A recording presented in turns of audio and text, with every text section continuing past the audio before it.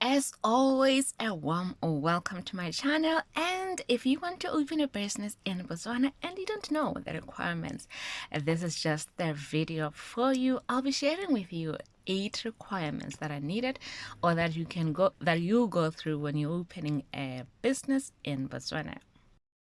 Just remember that these steps are just that you have a company that is legally recognized in the country.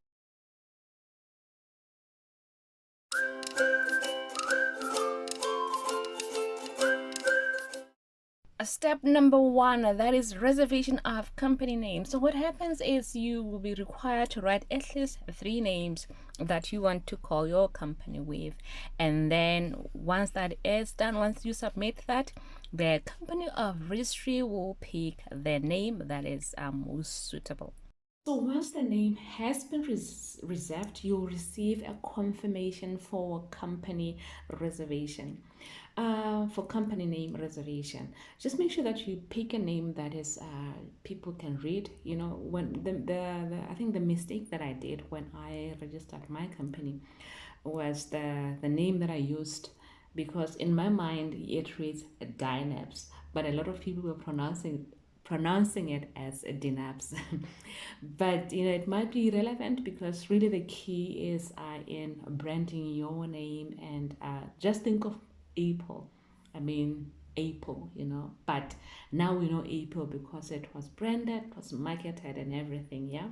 Yeah, so that is step number 1, application for name reservation, and you'll be given confirmation for company name reservation. That is if there's no other name in the database that is the same as the one that you have applied for. Step number 2, that will be declaration of compliance of incorporation. Here we have 2 forms that we need to fill and submit to the company of our register of companies here.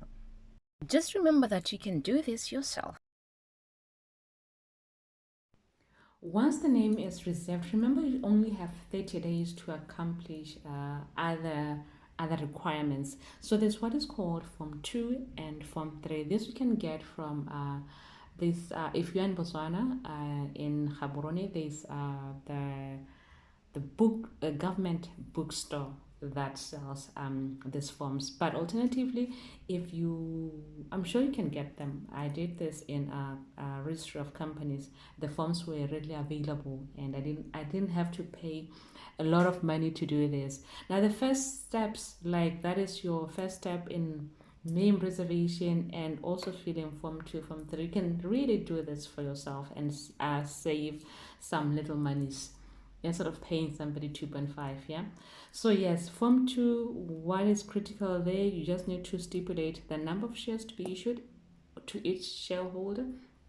And shareholder, that is if you have other people in the company as directors, but if you're the only one, you'll get all these shares. It's your company after all. Yeah, that's Form 2 for you. And yeah, and all the other details that you want them to say.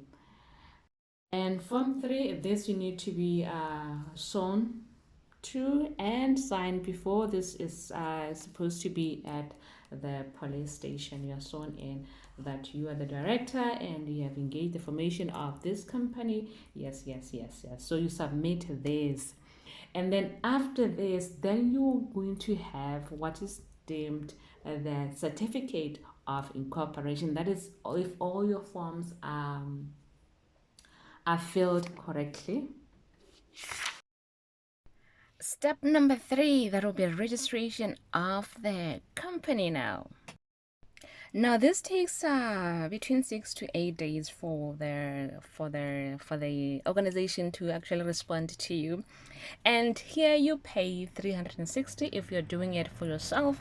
But then if you have engaged somebody to do it for you, you are looking at paying, I think, not less than $1,000, which is $100.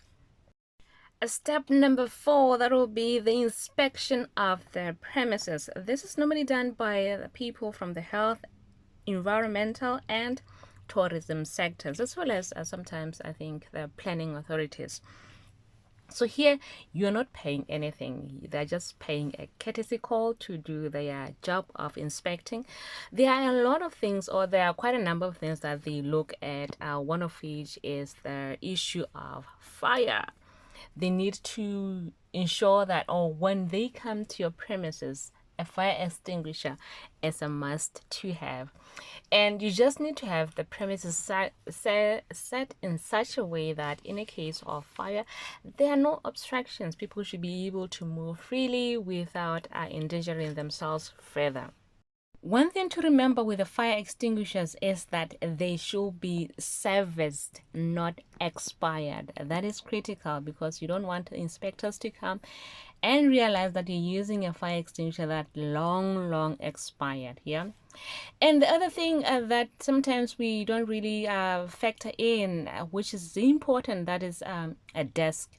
Your employees should be having where they can nicely sit and a table to use when they are working. The other one is the bathrooms. The employees, even you as the company owner, should be having where you go for the when nature is calling. Yeah, this is important. It's important that you have access to a fully furnished bathroom. And by the way, please do remember to subscribe. I've been at 1,000 for a very long time. I really appreciate it if you can subscribe to this channel. It will mean a lot and it will motivate me to keep on creating content.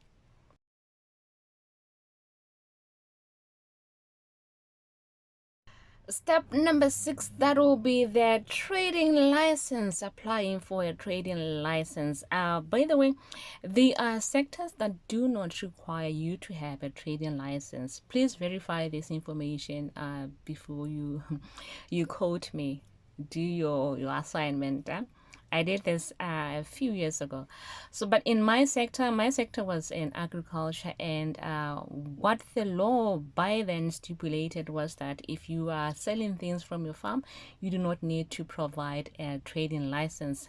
But if you want to sell things not from your farm but in premises, just make sure that you have applied to have a trading license, because that is it's mandatory for you as a company owner to have a trading license.